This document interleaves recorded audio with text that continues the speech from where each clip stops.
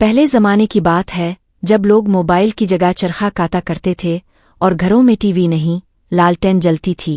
एक छोटे से गांव में 3 बहनें रहती थीं जो हर काम ईमानदारी और अच्छी नीयत से करती थी।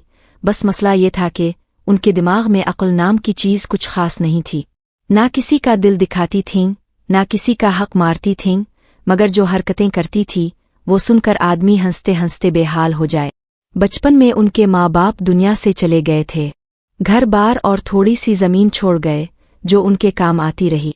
तीनों बहनें बहुत मोहब्बत से एक साथ रहती थीं, लेकिन उनकी सोच और हरकतें ऐसी थी जैसे आसमान में उड़ते परिंदों को पकड़ने की प्लानिंग कर रही हूं, और फिर अफसोस भी ऐसे करती थीं जैसे वाकई परिंदा छूट गया हो।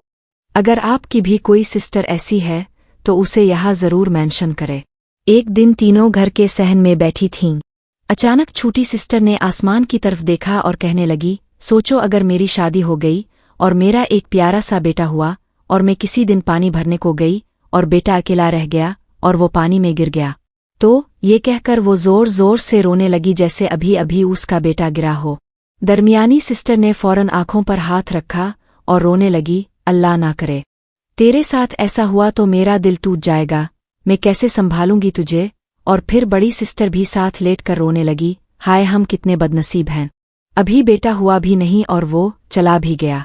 महल्ले वाले शोर सुनकर दौड़े चले आए। किसी ने समझा शायद घर में आग लग गई, किसी ने कहा शायद कोई लुटेरा आ गया। लेकिन जब तीनों बहनों की कहानी सुनी तो सबका हंस हंस कर बुरा हाल हो गया। एक दादी अम्मा ने दांतों में उंगली दबा ली, अरे बेटा अभी शादी हुई नहीं, बेटा पैदा नहीं हुआ और वो पानी में गिर भी गया। तुम तो वो सोच सोच के रोती हो जो हुआ ही नहीं और पता नहीं कि ऐसा होना भी है या नहीं। तुम फजूल में परेशान हो रही और दूसरों को भी कर रही। अगले दिन बड़ी सिस्टर ने कहा, मैं आटा गूंदने जा रही हूँ, मगर जब बाकी 2 सिस्टर्स आई तो देखा कि आटे का प्याला चूल्हे पर रखा है और नीचे आग जल रही है। पूछा, ये क्या कर रही हो? कहने लगी, सोचा आटा खुद बखुद गर्म होके गूंधा जाएगा, मैं हाथ क्यों खराब करूं। बस यही सोचकर चूल्हे पर चढ़ा दिया। दरमियानी सिस्टर को एक दिन ख्याल आया कि मुर्गी पकाते हैं। मुर्गी को तो छूने से भी डर लगता था। उसने मुर्गी के अंडे निकाले और उबालने रख दिए।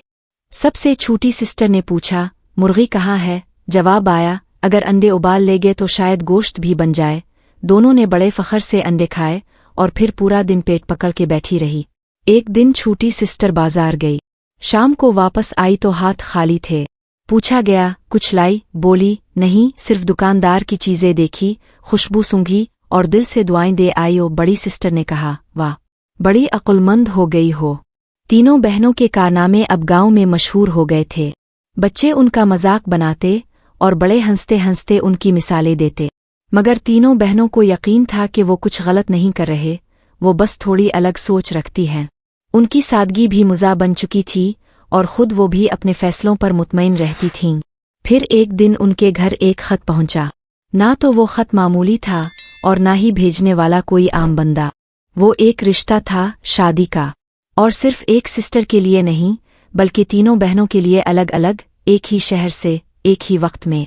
और यही वो मौका था जहां उनकी बेवकूफ़ी और किस्मत का टकराव होने वाला था। तो जी, बात चली थी एक खत से। वो खत एक पुराने दोस्त के जरिए तीनों बहनों तक पहुंचा।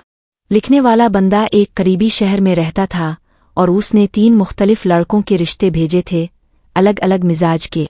बड़ी सिस्टर के लिए लक्कलहारा, दरमियानी के लिए गवाला और छोटी के लिए नानबाई। तीनों ने खुशी खुशी हाँ कर दी। वजह? क्योंकि उनको लग रहा था ये तीनों पेशे दुनिया के सबसे अजीम पेशे हैं।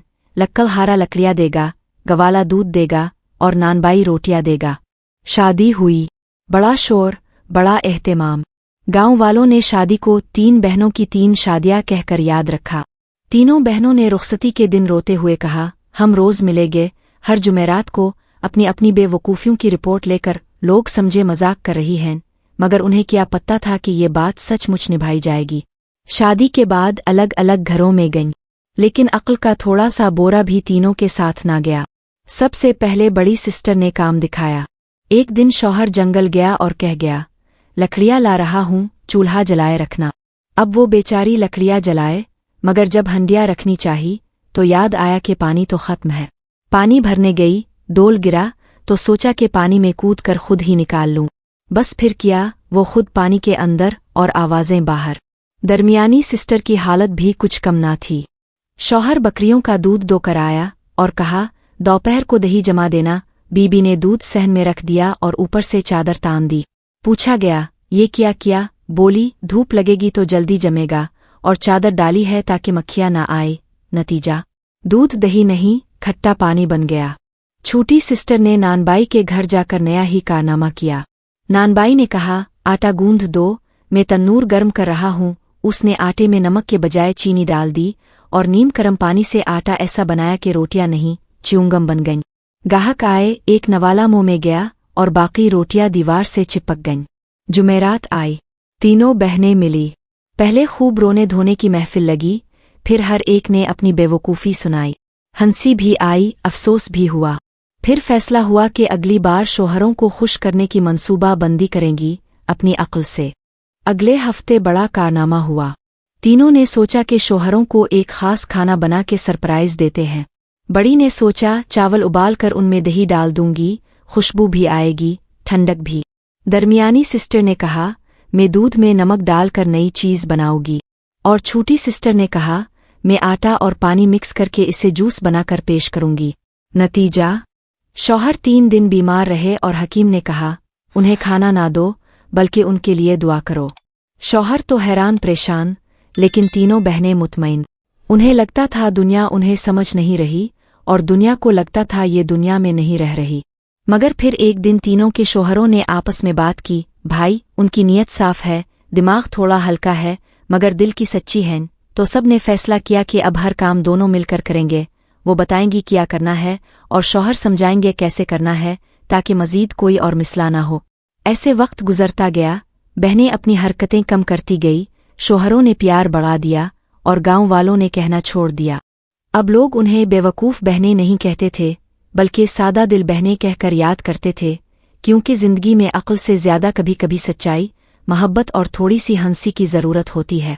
और ऐसे तीनों बहनें अपनी अपनी छोटी छोटी गलतियों के साथ एक खुशगवार, सादा सी जिंदगी गुजारने लगी। उनकी कहानी आज भी गांव की बूढ़ियां दूसरों को सुनाकर कहती हैं, बेटा, अक्ल ना हो तो कोई बात नहीं, पर नीयत साफ हो तो जिंदगी हंसती रहती है।